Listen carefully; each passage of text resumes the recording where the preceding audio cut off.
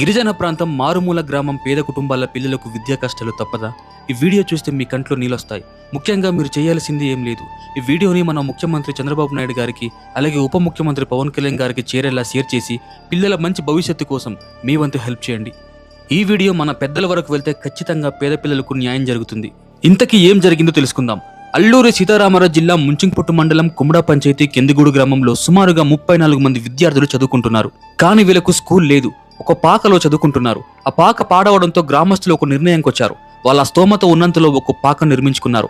అక్కడ గ్రామస్తులకు సహాయంగా అక్కడ చదువుకుంటున్న పిల్లలు కూడా ఒక చేయి వేశారు. చిన్న పిల్లలు చదువుకోవాలనే ఆశ, పట్టుదల.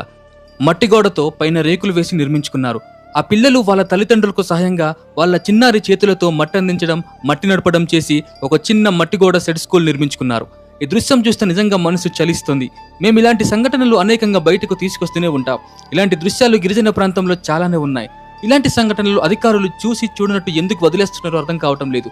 పేద పిల్లలు, ఆర్థికంగా చితకలపడ్డ కుటుంబాలు, ఎన్నో కలలు, కష్టాలు. ఆ కలల్ని పసి వయసులోనే ఇలాంటి కష్టాలంటే మనసు నిజంగానే చలిస్తుంది. ఒక పేదవాడు ఆర్థికంగా నిలబడాలంటే అది కేవలం చదువుతోనే సాధ్యం. అలాంటి చదువుని వాళ్ళకు న్యాయంగా మంచి ఇన్ఫ్రాస్ట్రక్చర్తో అందిస్తే అదే చాలు వాళ్ళకి.